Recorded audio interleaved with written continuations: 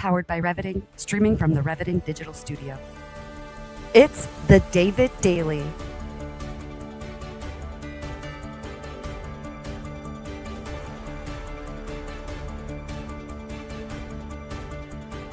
Exploring frontier technology, artificial intelligence, quantum innovation, and the intersection of faith, funding, and the future. Here's your host, David Goki. Welcome to another episode of the David Daily Show, streaming live today from El Salvador in Central America. And we are missing the snow here. But if you're in a snowy area in New York, if you're on the West Coast, even the Midwest, lots of snow this week, and in fact, record snowstorms. But today, I'm very excited to actually talk about our special guest on our segment called Funding, Faith, and Future Tech. And Scott, just in the pre-show, was telling us so many amazing, incredible things. I do want to highlight that he is a University of Michigan graduate. So go Big Ten schools, go Midwestern college kids who are in the city. So Scott's in New York City up at 56th and Park. He's managing a fund for nonprofits. We're going to get into it. It's going to be really fantastic. And then we have a special segment. Make sure you stick behind for the end, Beyond the Bag, where we pick something out of our travel bag and show you exactly what we travel with technology-wise. So without further ado, I'd like to invite Scott to the stage. Scott, welcome. It's so good to have you here, my friend. Yeah, thank you, David. Thank you for having me. Fantastic. So I'd love for you to just introduce yourself slightly. Tell the audience a little bit about who you are and who you serve. Yeah, so I'm Scott Stevens. I'm the founder and CEO of Grace P Capital. We're an investment fund based in both in New York and Los Angeles with a couple smaller offices, but we focus on venture capital, private equity, and private credit. And within the private credit space, we've launched a fund called the Impact Credit Fund that specifically helps to provide financing for the nonprofit community, which is something we're very excited about to talk about. Yeah, I'm excited about that as well. Now, from a nonprofit and service perspective, the nonprofit we highlight on this show is one called AI and Faith. So AI and Faith is a beautiful organization that is self-funded and mostly volunteer-based, but focuses on bringing the world's wisdom together to integrate that with and technology concepts, specifically around ethics and moral implementation of tech. So I'm excited to get into that. But our first topic today is how nonprofits actually raise capital and secure financing. What does that even mean for the nonprofits that are watching if they want to raise funding?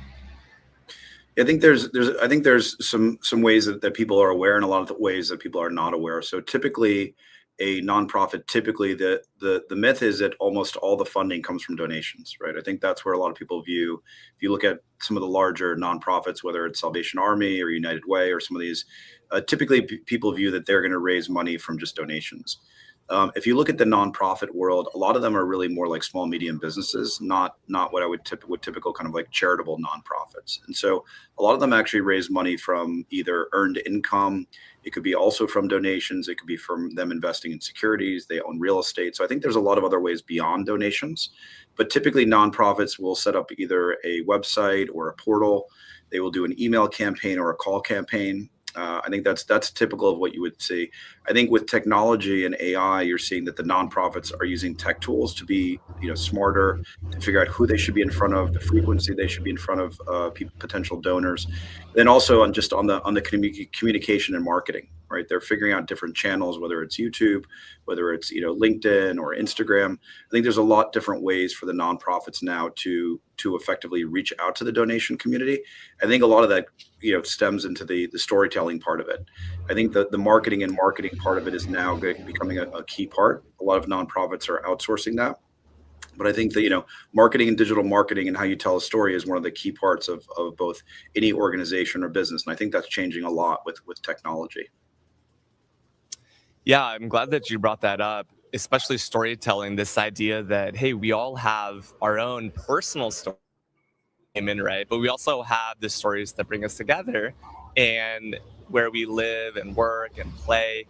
And as we bring humans together, organizations are nothing but, right, a gathering of humans together. And so that personal storytelling is really important. I'm glad you brought that up. So as a nonprofit is going through their funding journey, at what point does it make sense for them to, collaborate with you and your organization? Yeah, I think in general, one of the things why we started this fund was there's enormous need and demand for it. So within the nonprofit community, almost 10% of the jobs in the U.S. are related to nonprofits, and almost 15% of U.S. GDP. So I think the nonprofit community is much bigger than people realize.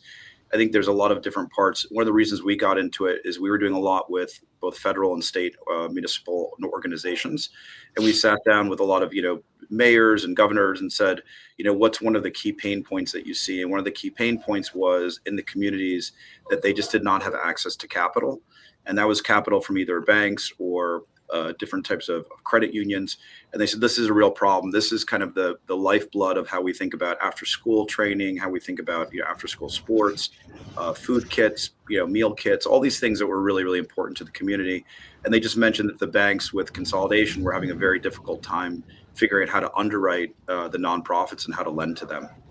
And so we created an entire tech stack that allowed both ourselves and other banks to be able to underwrite and effectively service some of these nonprofit loans. And so that has created this marketplace through our partner, Be Generous, that has really kind of, catapulted us into a large part of this market.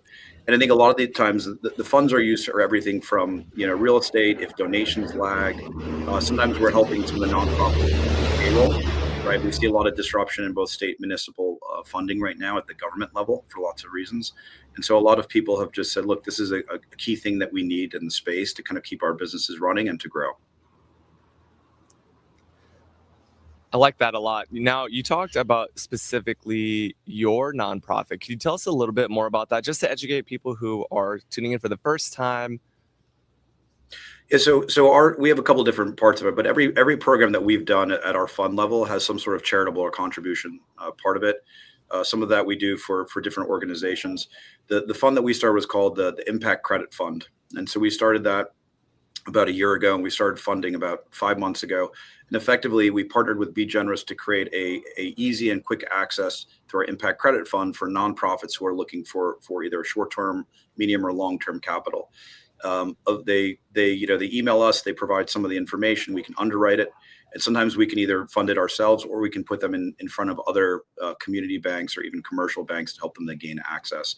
And some of that is an educational process. There's an educational process on the nonprofit of just explaining to them how they should think about underwriting and how they should think about credit.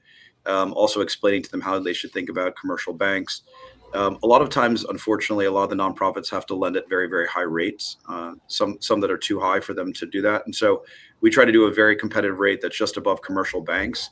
And that helps us out quantify each kind of dollar that we're saving some of these nonprofits goes to either, some, meal kit, food kit, another person getting either clothing or being able to do something after school.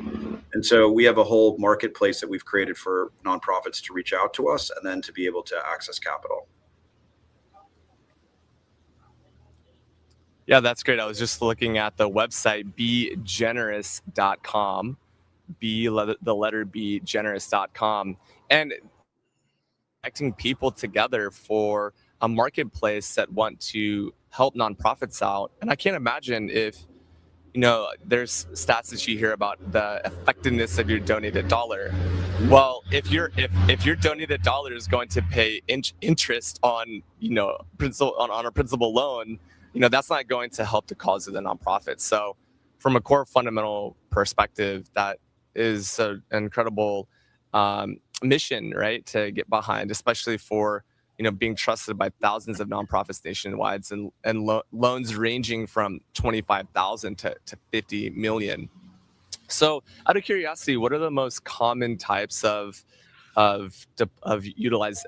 needs for funding inside of a nonprofit? Like, what are the top needs that you'd see a nonprofit have when they come to you for funding? Yeah, so I think that is the easiest one that typically happens is that something happens where the donations or pledges are not at the time frame or timeline that the nonprofit expects. And we've had this unfortunately a couple of times, even with some small community colleges and university endowments where they're expecting a donation, it does not come in. and they need it for something short term. That could be either for working capital, it could be for payroll sometimes, it could be to purchase inventory, equipment. Sometimes we've had some people who have asked, said, look, we need additional money to put money into order, uniforms or things for after school programs or soccer. And so a lot of times it's very short term. On the other part, which is very good, is that the faster they pay us back, it can be a very, very low cost loan, right? So to your point, it doesn't impact the mission of what they're trying to do. Yeah, I really like that. So especially if you want to extend your runway and there's people or material costs and that timeline in terms of that gap to when that funding will land, it's almost like it's, I won't say it. Tell us a little bit more about that intermediary time. And say someone gets a loan and that gives them, I don't know, let's just say 3 or 4 times more runway. Well, what happens if that runway ends out and they need another loan or they need to expand the impact of that loan? How does that process typically work for nonprofits? Yeah, we're a very friendly lender. So for us, we're trying to work within the confines. And the other part that comes up a lot is state and state grants. So we've had a lot of municipal, state and state grants with a lot of disruptions over the last year, where the nonprofits are just not getting the capital in the same speed at which they expected, right? So that's another need. We've seen sometimes that they want to need to either purchase a facility, expand a facility. But typically we do loans that are friendly. So that means that we can give extensions, we can be very favorable on terms. We're not trying to put them into a bad situation where some of the other lenders may not be as favorable. We've seen a lot of people take very, very short-term loans from other people who are probably not as philanthropic as we are at extremely high rates, right? We've seen people who are paying very, very high rates on payment processing, merchant cash advance loans. Typically, we're also willing to refinance those loans out, right, to lower the cost of what they need to do that. But typically, we're trying to do everything from 3 to 6 months up to 18 to 24 months. So we're giving them enough time that hopefully that allows them to either figure out either from donations or the management or budget of the nonprofit that they can work through it. I love that. I was going to actually ask the question about refinancing, and that's incredible that you also offer that as well. So if you are a nonprofit founder, if you're a nonprofit developer, development manager, if you're a nonprofit who's looking for additional funding, or maybe you have some bad credit, some bad financing currently, you definitely need to reach out to these folks and get that taken care of, because they're friendly, fun, they're very bold about that and doing it for a good cause. So I really like to hear that. Yeah, I think the other part also, we also try to be extremely helpful to talk about, sharing marketing tools, other technology tools to help some of the nonprofits to market better. I think that's another part where I think there's a lot of knowledge and educational sharing that we typically will find is something that we're willing to do. And it also sometimes can give longer term solutions with either commercial lenders or other people in the space that they may not be aware of. And so sometimes we can be that bridge. We can say, look, we can give you a short-term loan, then hopefully give you a bigger, larger facility with either a local lender or state or regional lender. And all of that, seems to be something that is very helpful. Yeah, and you're also connecting the financing sources as well, such as banks or government municipalities. How do you make those pieces come together at the local level? So as part of our marketplace, we're already partnered with dozens of different banks. So I think in one part, we're speaking to banks and credit unions that we already have a list of those firms that are already willing to donate in nonprofit. And in some cases, we're actually the one who has created both the underwriting and the way that they're thinking about their lending to nonprofits. So, we have what we call our SMART score, which is a proprietary kind of process in which we've gone through, tens and tens of, if not hundreds of thousands of nonprofits. We've back tested data. And we've created really a scoring system to understand how to think about the financial picture and scoring of what those nonprofits look like. And then we've shared that with a lot of the banks and banking communities. And that's helped them to expand the amount of people who potentially will lend into the space. And that's something that we're pretty proud of. And we think we can expand into other areas too. That's awesome. I love that. So I'm hearing not only do you have the financing aspect, but also a real focus on marketing and technology as well, especially in an age where AI is here, quantum is coming soon, right? We have this question is like, is this AI? Obviously, a lot of things are moving there. But before we go into the technology side, I just wanted to double down on that nonprofit area of at what point, or maybe help me better understand what specifically are qualifications of a nonprofit that would qualify them to be someone that you want to work with? Typically, we need some sort of history, right? So typically, if a nonprofit was started, very recently, that is the only one that is very difficult for us, right? That now the other part, it doesn't mean it's impossible, but typically we need to see, some, historical financials about what donations look like, what the business model, what their operating model is, and then typically if they have any assets, right? Sometimes those can be cash in the bank, marketable securities. In some cases, a lot of nonprofits actually own real estate. And so we just need a somewhat of a financial picture with some historical knowledge. And then a lot of times we actually get a lot of donations from people who in our network, right? We actually have a lot of people who are investors in our fund and into Be Generous who actually own or manage nonprofits, right? And so a lot of times we've seen actually people within those, they are the donor, they've done personal guarantees or some pledge, and that's really helped to kind of give us more security that this is a nonprofit that can withstand kind of borrowing money, right? Because there is an obligation to pay that money back. But I think it can be any type of nonprofit. It really doesn't matter what is. We look at all different types, all different states. And then typically we've looked at, anything that we think we can understand. And a lot of times we can sometimes also link new donors to those nonprofits, which could be quite helpful. Yeah, that's incredible. I like to hear that when you have wealthy individuals or business organizations or groups of people who are pouring into these nonprofits, they also either whether a personal guarantee or they have connections to, they're able to donate their own assets, which then you can start bringing in an asset that doesn't apply to the nonprofit, but they want to fund the nonprofit. How does that typically work if someone is bringing maybe some things that they want to either liquidate or refinance with you?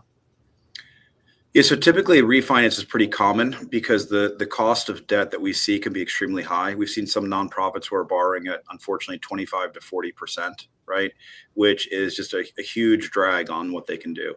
Our loans are typically 11 to 13% and sometimes 9 to 11, right? So we sit right where a commercial bank is in some sense. And so we can quantify immediately, how many more, whether that's going to be helping people or number of students or people that we impact immediately, right? So that's obviously a really nice thing. The second part that relates to that, which is for us, is we actually donate a portion of the profits of the fund back into the nonprofit community, right? So we've had a lot of people who are looking at this at what I would call the pension and state level of saying this is where we can have social impact, but also with return of capital. I think some of the things that's happened over the last couple of years, people want to have impact, but they also want to see if there's an ability to make a return on that capital. And I think we're providing that, which is a very interesting part in the space. And then the dollars that are going into our fund, a portion of that is actually going back into nonprofits. So if there are nonprofits that we lend to, we've had times where we've said, look, we really like what your purpose and mission is, and we will start to become a donor to your nonprofit going forward.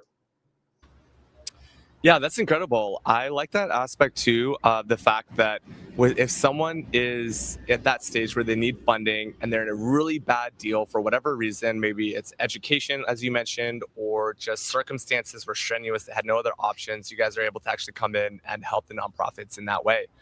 So I had two other questions. So the first one was, how has the role of government and political cycles, I don't want to get too political, but government typically moves slower to work with government, but also move faster than government when these nonprofits really have a true need that's sometimes immediate. Yeah, so we've actually been lending in the government and state space for almost 4 or 5 years, right? And so we deal with a lot of both state and government contractors, right? Which is actually a fairly large part of the GDP.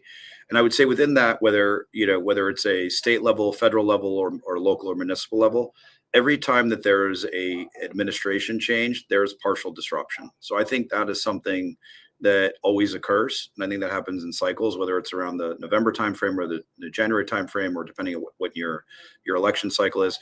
That seems to be continuous. So I think that's one problem. I would say also, to your point, just as a comment, over the last couple of years, it seems to be that there's a lot more feuding within both the federal and state governments. And that also continues to cause disruptions, which makes the product that we're doing even more important, right? So I think that, unfortunately, that seems to be here to stay. And I think also that the complexity of the governments is just, there's a lot of people. So when we look at people who are trying to get paid, Those payment cycles are either longer than expected or they can be quite complicated. I think also the state and state municipal grants are quite complicated, and a lot of those have been delayed. So I think all those things kind of lead to a complexity of that the cash flow and payment cycles are just not as straightforward as they used to be, and that creates short-term funding needs. Yeah, I was thinking about that as well, that you're actually sitting at the intersection of a very well-defined problem and known problem, and it has a cyclical nature as well. And talking about cycles, maybe a little bit more macro level from an economics point of view, especially in maybe more the traditional corporate or startup funding, the landscape has changed a lot in 26 rather than say 20 to 21, 22 era. I saw a report that came out that said that funding across all industries down except for that in AI through 2024 and 2025 cycles. Obviously, funding was very frothy in 2021, 22. So how has that affected your role in the funding marketplace, given that the dynamics have even changed since then? Yeah, I would say in general, a lot of that funding is related to venture and venture capital, right? Venture and venture capital is, a key part of how people start businesses, how they come up with ideas. It's created a lot of technological innovation. And I would say over the last couple of years, I think there was a lot of maybe overfunding in some areas. I think a lot of those companies either raised too much capital, they were not necessarily as prudent as they should have how they invest that capital. So I think all of that has kind of led to slower funding cycles. I think that affects a lot of people. I think also with nonprofits and some other areas, it just seems to be that is an area where people have changed the way that they allocate to those sectors, right? And I don't think it's necessarily going down, but I think it's been reallocated. I also think that there's just so many now that it gets harder for people to pick as to what they're going to donate or not donate to. So I think there's some people who have been very good at the digital marketing, typically the larger nonprofits, and that has taken money from the smaller to medium nonprofits where they just don't have either the digital marketing capability, they don't have the capital to invest to do that. So all of those create other problems in the nonprofit community. And I think also there's an increasing amount of tech and tech knowledge. It's very hard for a nonprofit to have a very, seasoned digital marketing firm. It's very difficult for them to understand how to do, digital and create ads. And I think that's where AI comes in, which has been interesting, is that people have now been able to kind of be empowered to create digital marketing programs, to do content creation, short form video and editing. All those things through AI or some sort of tech tools are kind of empowering, I think, both small companies and other nonprofits. Then you're also seeing a lot of venture firms being shut out of the market because companies need less capital to get to product. And I think all of those things are good trends. Yeah, while there's so much there, what I like is how the advance of future technology has kind of enabled and leveled the playing field. So for nonprofits who may be resource constrained, their resources can go further, and their message, their mission-minded message, can go further because of the advance of technology. And right, with the commoditization of that marketing, it can actually become much more affordable for a nonprofit to do that at scale without having to spend a ton of money, so they can also be faithful to that funding commitment to the financiers. Yeah, I think one big issue has been a lot of people over the last couple of years, for multiple reasons, have not kept to their funding commitments, right? I think that's been another issue where a lot of the nonprofits are very dependent on it. And I think that's been one of the issues of how do you create more stable income streams or stable donors, right? I think those are all things, one of the challenges that nonprofits are dealing with. Yeah, there's so many ways we could take this conversation. I want to get to the tech here soon. You have a really awesome tech background too. In terms of down rounds and nonprofits, in the venture world, you have a lot of down rounds, right, where equity was decreased or the value of the company just decreased, or maybe they had less funding sources. From a global point of view, because you are coast to coast from Los Angeles to New York, what role does international nonprofits and global nonprofits play in your business? Is this just for US based, or what about those who have both US and global presences? Yep. So we've started in North America, just because one, for a lot of different reasons. I think obviously the US and North America is a big market, right? So I think that's the first place that we've started. We've done international lending in Europe and a couple other areas. I would say that there's other areas we're looking to expand into, because I think this program obviously fits well. I think the only challenge is when you're trying to underwrite or understand a company or a nonprofit, you do need to have local presence. You obviously start to have, language and legal issues that create some complexity. So I think the EU, we have a path to do something in the EU, which I think is going to be pretty straightforward. But also some of the other international countries have different, the concept of nonprofits is a little bit different in other countries. So, but we do want to expand to do that. I think we have a lot of nonprofits who also we're lending to that also do impact in international areas, right? So I think for us is we're trying to do the North America as the hub, which is easier, and then try to make sure that we're seeing if there's ones that we can help that might have impact internationally and incorporate that into our roadmap. Yeah, that's good. I always like to ask that question because we do have a global audience at times as well, mostly US, but yeah, in terms of the economic philanthropy and donations yeah, it's absolutely in the US, but we're also seeing a lot more generosity coming from the Middle East and more Eastern cultures as well. So, being able to integrate that with compliance and language and legal, yeah, that's why we have specialists for the global markets, which is fantastic. So you said you'll be expanding to the EU on your roadmap. Is that for when are you planning to expand into Europe? Yeah, so we're doing some of that now, and I would say one of the things that is helpful for us is we do a lot of stuff with the U.S. and U.S. government, right? And so that's both federal, state, municipal. We're based in New York City, but we do even try to do stuff that's local and local impact. And so typically the good part is when we ask and we do a lot of communication with different people in government, we ask them and say, where do you need us to help? Right. I think unfortunately a lot of times, natural disasters, other stuff, but we've talked to FEMA quite often of how we can help in kind of natural disaster areas. We've talked about EU and other areas. There's a couple of things that are going on with displacement, other people within the European Union. And so a lot of times we just ask the government, state and other municipalities saying, where do you need help? Where are you seeing disruption? Where do you want programs or things that can go quicker or faster? And sometimes it's not things that we expected. We've had things where we've looked at how do we help, some companies to do rural broadband. We've had things, with, as I said, a lot of STEM and educational schools.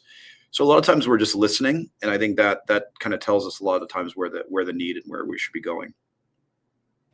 Yeah, that's good. Wow, so much goodness there. Really appreciate the first topic that we talked about, which is how nonprofits can raise capital and secure financing.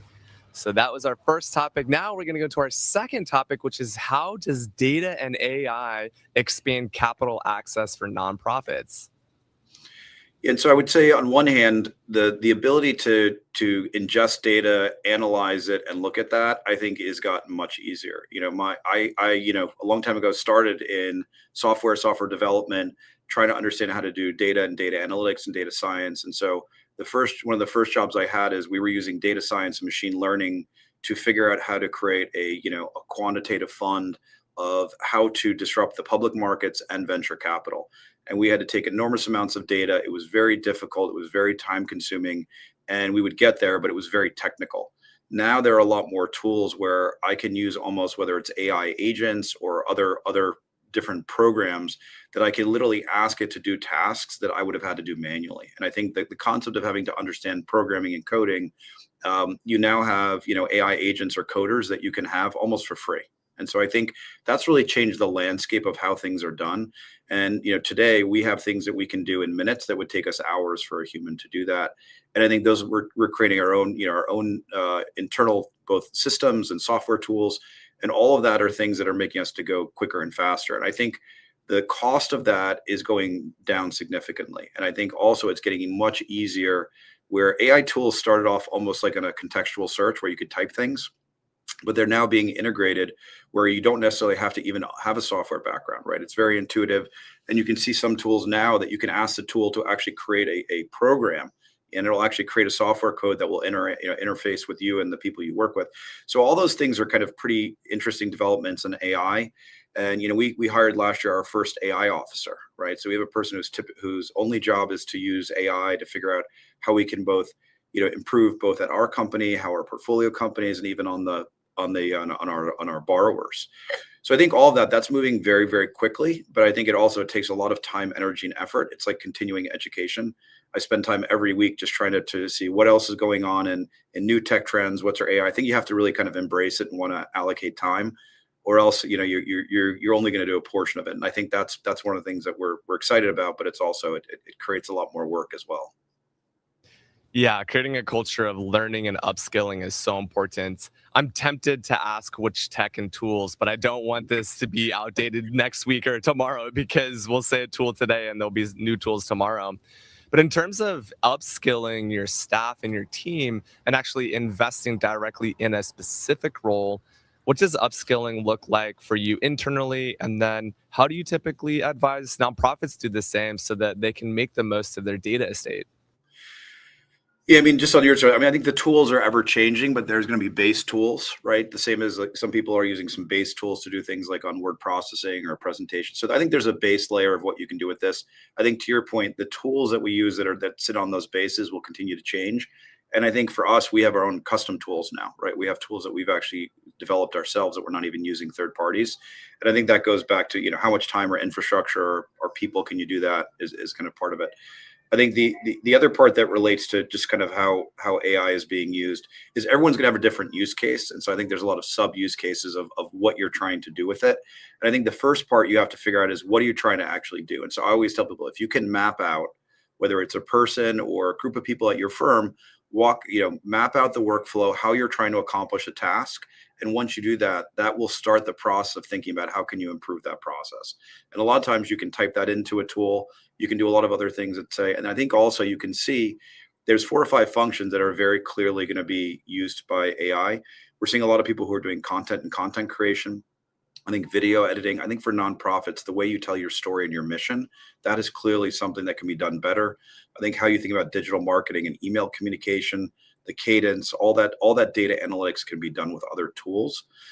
But I think it also depends on, how much data and how much time you want to do with this. I think at the end of the day, you want to understand your internal workflows, improve them, and you want to have a better communication and message to whatever your counterparty. It could be donors, it could be customers, it could be clients, it could be investors. I think all of that is, it's good to sit down and kind of think about your processes and how you can improve them.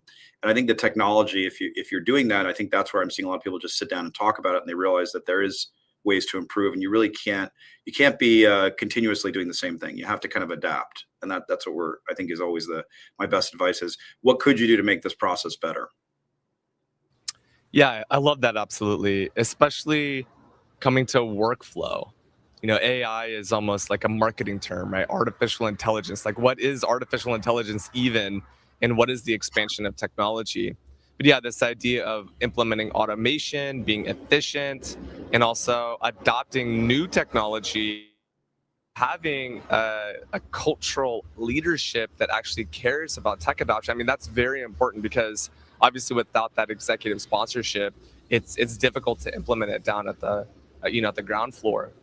But in terms of how data and AI are expanding capital access, maybe just getting to the focus of, okay, so you have nonprofit. How can a nonprofit utilize new technology tools to get better access to capital? Yeah, so one of the things we did is we actually went and looked and we mapped out every nonprofit that we could, right? So I think that was the first part. The other part, which is interesting about nonprofits, a lot of their financials are publicly disclosed, right? So we were able to then take all those financials and put them into a database to figure out and say, what are the key metrics as why nonprofits either survive, grow, and thrive, or don't make it. And so I think on one hand, there's a lot of data and data analytics layers. I think within that, you really have to understand kind of asking the right questions, what you're prompting it. I think you have to think about the user interface and the key metrics. And I think a lot of people have to understand is what are the key metrics you're trying to figure out. And I think going through that data, sometimes you can figure that out. Sometimes it's not obvious. But that's where data science and other tools can be helpful. They will tell you things that you cannot see by just looking at data. There are certain things you're starting to see AI and massive data sets do things for cancer and cancer research. But when the data set gets too big, that's where data and AI can be really helpful to use, a third party or some automation. And I think it's also as making sure that you can present that data in a usable form, right? So I always tell people, make sure that it at least looks good, use charts, use visualizations. People are visual in nature. So I always tell people, take that data and put it into something that's visualized, right? I think there's a lot of infographics, as I call them, that can be quite helpful. You take the data, it tells a story, right? And a picture sometimes with data is better than a verbal discussion sometimes for people, how fast they can do that. And I think that's a continuous journey. I think there's more and more data that's being, pushed out. And so it's also a challenge of sifting through that data to make what's relevant and not relevant. And I think that gets hard. I think that's a part where it's depending. There are some data sets that are too big, right? But I think you have different things like, Amazon Web Services and Google and other people who are doing things, even Microsoft, that are allowing you to ingest a lot of data for low cost. And so I think that's another key part of just understanding is if you have a lot of data, what are you going to do with it? Where do you put it? And then how do you start to get conclusions from it? And that's challenging. But then I think also that's about a kind of, can you get outsourced people or teams?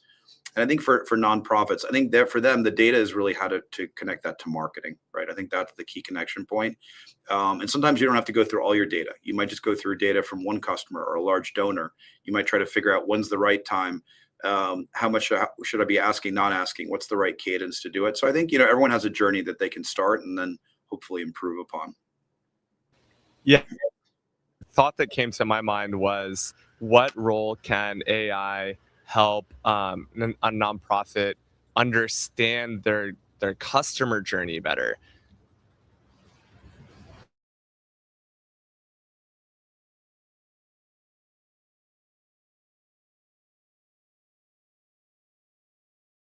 I think you might have muted yourself, Scott, accidentally. But the question was, Yes. how can yeah. Did you caught that right? Yeah. So Good. I think part of that is kind of what is the mission of doing that? I think sometimes people will talk about what the nonprofit is designed to do. And sometimes with AI, there are certain words or word choices. There's other ways to kind of show that mission or purpose that help to kind of do that. I think the other part, as we've seen, is it's helped a lot of the nonprofits to use AI to create case studies, or I would almost call like a testimonial, where they can use that to go through and say, go through all the people or testimonials of what we've done, and let's try to actually better translate what we're doing at the mission to make it more personal. I think all those things are really helpful because the testimonials and what you're actually doing and the impact is really important. I think there's an emotional and a social part of that, where a lot of times the AI can go do that. It can create materials. I think also in terms of just managing the digital marketing, instead of hiring 8 or 10 people or an outside firm, it's very clear that AI can be a digital, almost digital marketing firm for you. It can also help the people you have do more. It can also do your CRM as you think about who has donated, who has not donated, who should I be in front of. I mean, there's a lot of tools now that are just such low cost that might have been 4 or 5 people in the past. And I think all of that goes back to like the operational workflow is, if you had more capital, would you hire people? Could you, instead of hiring one person, hire 2 people, but use technology? And I think all of that is just kind of going through. We've done a lot of stuff, and a couple of firms have done that, where we will share kind of what I would call the AI toolkit. And we will share to them and say, look, this is the AI toolkit that we are using today. We've gone through, these are real firms, and this is how you should go through each one of them in each vertical and try to see if it helps you on what you're trying to do on a day-to-day basis. Yeah, I like that. What role does AI play in capital effectiveness and reducing cost of ownership on the tech side? So I would say this is the part where I think, AI is a good term, but it's sometimes misused, right? And I think it can be very broad, or it can be very narrow. I would say in general, AI is really an extension of a couple of different things that started with what was, data science, then machine learning, and artificial intelligence. A lot of times AI is really people using software or software tools. And it's not what I would consider true AI, but it sits right next to it, if that makes sense. And so I think part of that is, and going back to something that it connects to data science. I think that there's a lot more information in real time that can be processed. So I think there's a lot more things that we can think, everything from weather patterns to, how the different funds are performing or not performing. Carta does a really good job of just talking about, venture investment, about, what is your peer group look? What does your data set look like? How do you compare to other people? So I think all of those are really important parts of it. But I think the other part within the AI is a lot of it is just search, right? And how you think about getting information and data. And AI does not always give the correct answer. And so I think there's some part of error. So we spend a lot of time thinking about AI is, what is the quality of that AI search or prompt? What is it? How correct is it? How certain are we are correct? And I think we talked before about just kind of the moral and ethics part of it. You might ask AI a question that it only is asking from the information it has. So a lot of times we look at, and where is AI drawing, and what is their database of information they draw from, right? I think if it's a closed data set and you're looking at your information, you can be sure. When you go out into the ethos and you start searching things from all over the world, sometimes those are narrow data sets, and that is something that you have to be very careful as kind of where they're giving you your answers from. Yeah, that's so important. You're reminding me all of the things that Microsoft taught me, having been there for 10 years. And you're exactly right. It started as data science, really the study of the data. And then, now we have so much data. It's like we want to make sure we have high quality data. So quality in, quality out. And then, of course, to build on what you're saying, is that we do still need that human component to not only just quality check, but also make sure that we're bringing a non-biased approach and compliant, but also so that we continue to keep that human element in our technology stacks and we don't lose the human element. I think people are starting to get really AI fatigued almost. They're getting technology fatigued. There's so much AI out there. They just want the human connection. And so I like how your positioning is really more focused on nonprofits leveraging the technology for capital effective. Yeah, I mean, we use AI across our organization, and we use a lot of we actually have we have an internal platform that goes through across everything we do, everything that we're doing from diligence, analytics, peer composition. We're doing things from the underwriting aspect of it to writing investment memos. I mean, there's a lot of things that we're doing. Even we're trying to do market research and market research studies. We create a repository if we've had meetings to figure out note taking. Sometimes it's very interesting. I always joke around, if you're in a meeting and I take notes, I am never as good as the AI note taker. The AI note taker is quicker, faster. It's more organized. It sometimes does things that I've never seen. We have another one that we've had where there's an AI tool where it actually can figure out in the conversation of different inflection points, both in voice, facial features. So there's a lot of interesting things it can do. Sometimes it's needed, sometimes it's not needed, but I think it creates a lot of efficiency for us, which is helpful. But to your point on kind of what data set, we're always trying to make sure we understand exactly where it's coming from.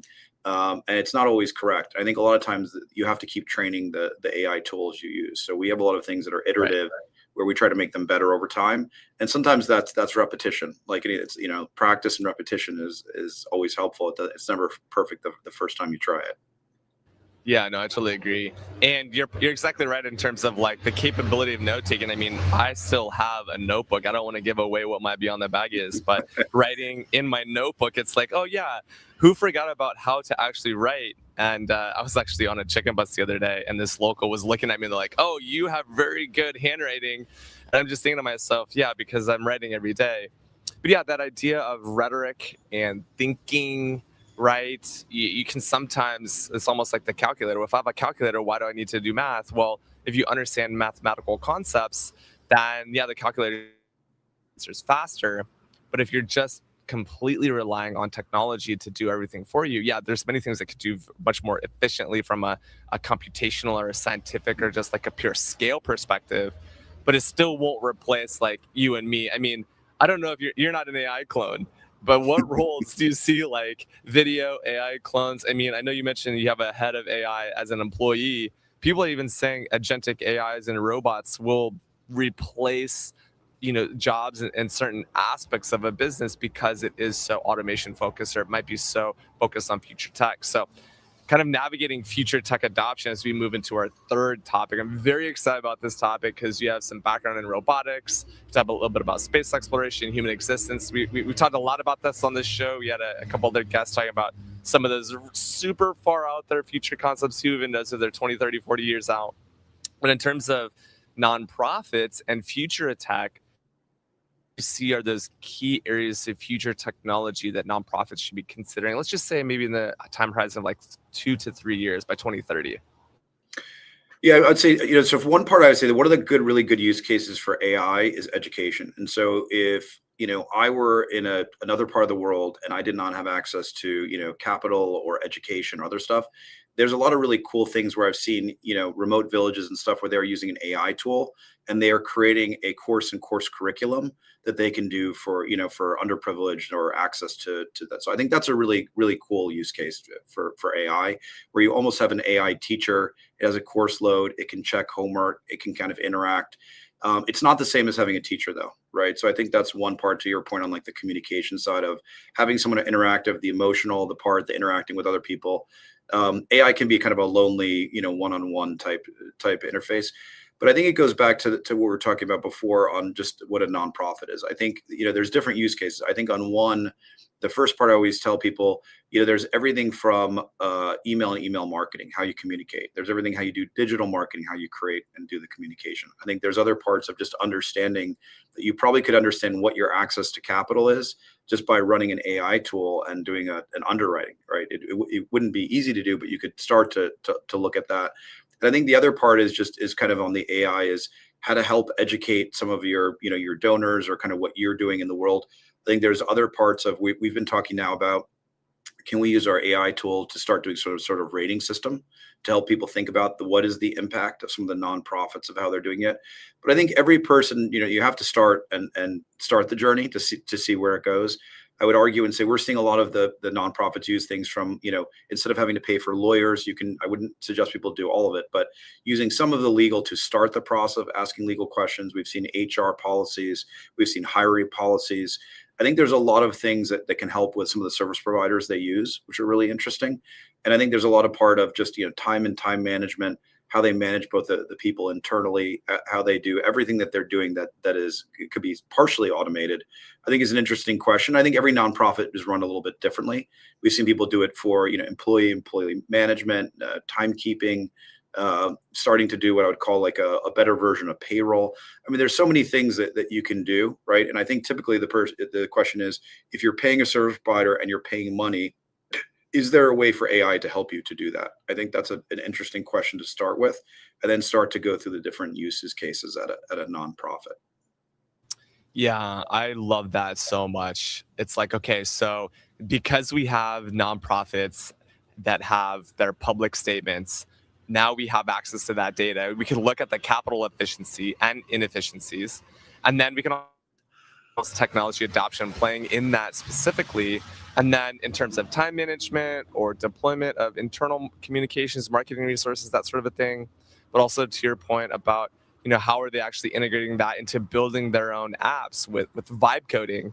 Vibe coding is kind of all the rage right now. And if you're able to go out and build your own app software, then do you really still need all of that expensive engineering spend that has previously been invested towards, humans who are doing the coding? So yeah, you want to be efficient with your capital as well, especially for a nonprofit where capital may be constrained, or you may have your donors saying, hey, I see that you're putting my money in these areas, but actually AI could be solving some of these things. Yeah, I could see that be a future technology area where nonprofits are thinking about just doing a technology audit.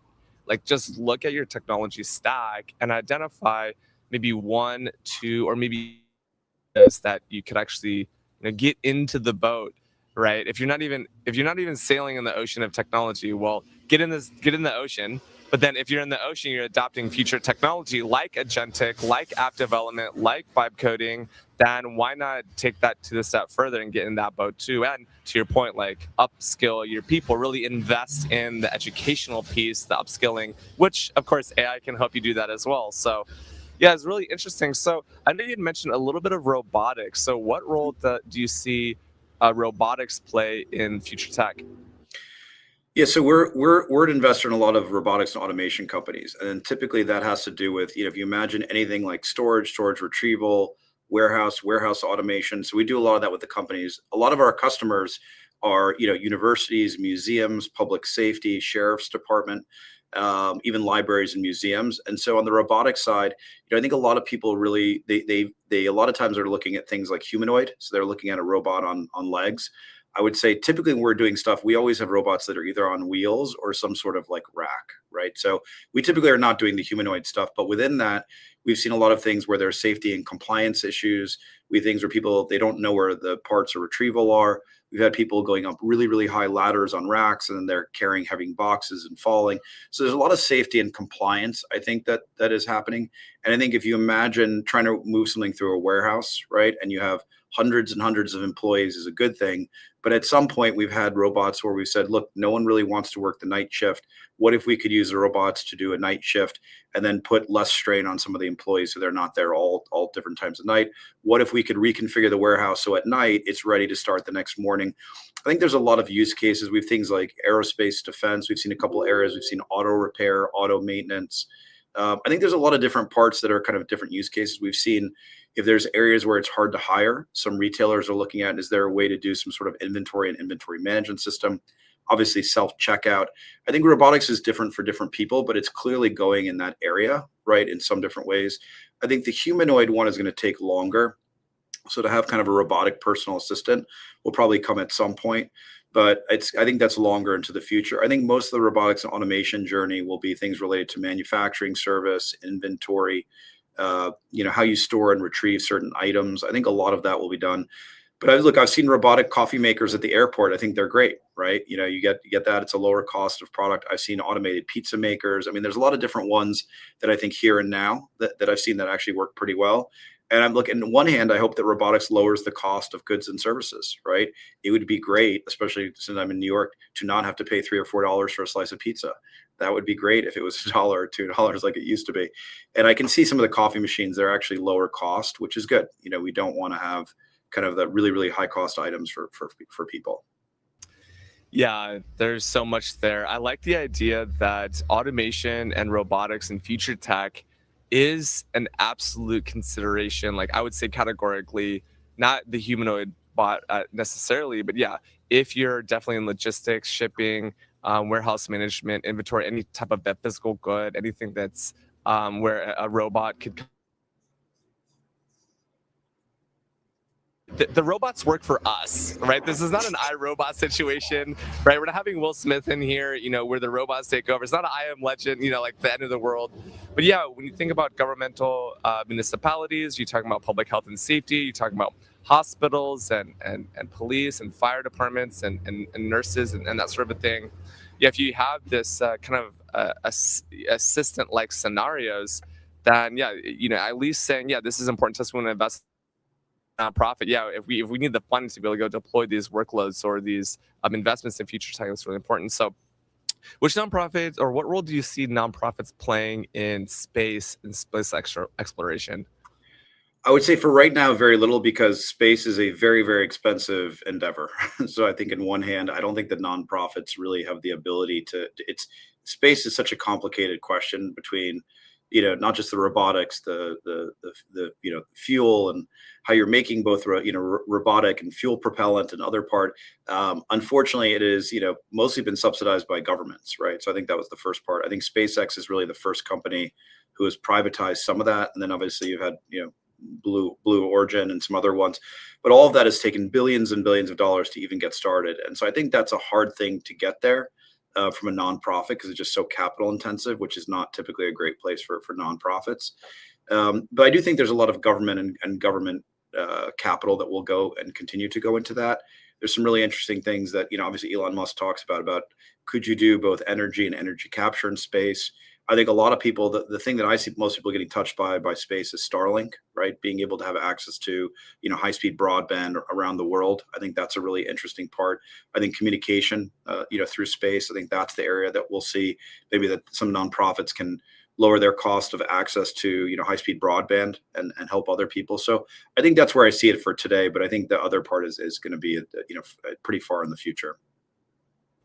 Yeah, I was just thinking about so many things. I was thinking about, I saw an advertisement for an AI dog the other day, and it's like, yeah, maybe I would want to have like a realistic, and the dog just looks so realistic in terms of the way that it moved around. It was only $30, so the cost definitely is coming way down on some of these little things.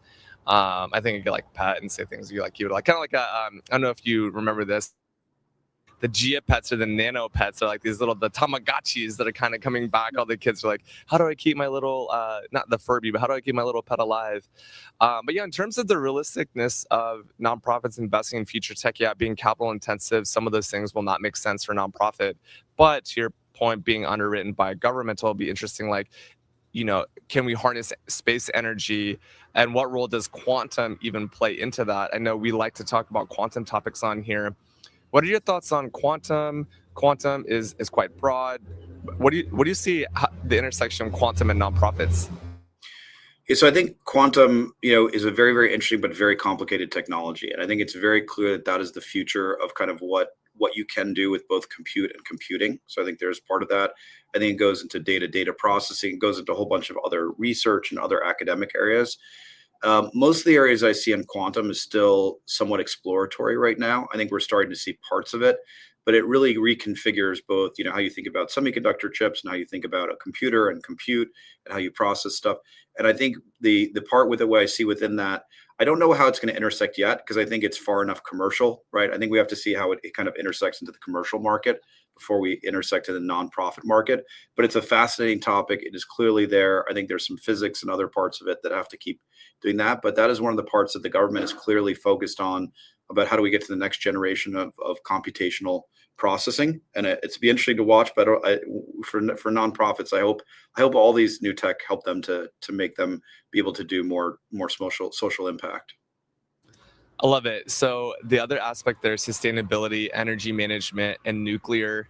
In terms of future tech, we see nuclear often being, especially a small factor nuclear, being able to sit aside or next to the classical hardware in the data center. In the so, what role, if any, does nuclear play into future tech? Yeah, I think the part with that is there's a lot of different ways to get energy, and I think some of them are, less or more environmentally friendly. Nuclear is actually very environmental friendly. If you look at what's going on in Asia, that's a key area of investment. And I think there's obviously a lot more energy and energy need for the grid, not just from AI, but because of people and population growth. And so there's nuclear, which people kind of view as like, large nuclear reactors. I think with the small modular reactors, which are kind of the next gen of that, are smaller, extremely safe as far as I can tell. And that's going to be something that will help, I think, to help drive innovation. And I think, for everyone, lower electricity is a key component of increased productivity, increased GDP. So I think all of that, the small modular nuclear, I think there's going to be another part of nuclear that will kind of help to create more energy for a lot of good uses. And I think that's something that we're watching. We're seeing a lot of different applications for data center that are coming out of it. And I think also to take less strain on the grid, make sure people have power for, both summer and winter and heating and things like that. So I think that's an area that's going to be one to watch that has a lot more to do, but also in the near term. Yeah, absolutely love that. Okay, well, I feel like we could probably talk for a long time, but our showtime's coming up, and we have a special segment called the Beyond the Bag segment. We talked about this here, Traveler. What is in your bag? We're curious. I've got a lot of things. I mean, most of them I would say that, but most of my main thing is my charging. But the other part is this is besides I'm charging, my actual like iPhone or iPad. This is basically my Anchor mega charger that I can charge 6 or 8 different charges across my different components. And I would say this has not just been helpful for me, but I've seen a lot of other travelers who they've run out of, whether it's their smartphone or their iPad or et cetera, that you can link into this and save that. And I've actually used it almost to help other people as well, not just myself, but not having to constantly plugged into at the airport or somewhere else or not having any electrical outlet is always nice to have something that can do 8 or 10 charges. And then I don't have to worry about it is key in my bag. I love that. Actually, it reminds me, I have my own here. This actually is a Yeah. Central American charger made in China, but I got it in Central America. And actually, it's nice because it's got all of the chargers. So if you have Yeah. Lightning or USB-C or Type-C or even mini USB, and then I was actually running a little bit out of charge. So someone else brought their charger to charge my charger that was charging someone else. It was just a meta experience. It was so fun. But Yeah. my Beyond the Bag item today is a highlighter. And I am traveling very light on this trip, just one small little Toomey bag. And the highlighter actually helps me reflect and look back at things that I've written this past year. This is a journal that I write in every day, and the highlighter helps me see what's important. All right, so as we come to a close, Scott, this is incredible. It's good connecting with a fellow Midwesterner. City for a long time. I'm a baby New Yorker. I don't claim to be from New York, but I do enjoy being in the city. I'm glad that I'm not in the city right now. I'm 85 degrees right now, where it's -9, I think, and 12 inches of snow. But I want to just give you a chance to give people an opportunity to stay connected with you, and also, where can people find you?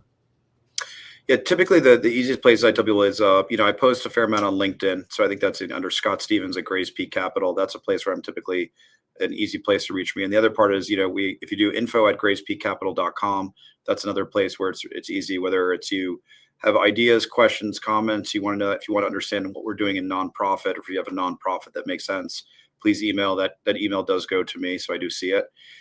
That's probably the easiest way. And I'm always interested to watch other people on their social media and see what they're posting. So I'm an avid ingester. And then Be Generous, who is our nonprofit marketplace.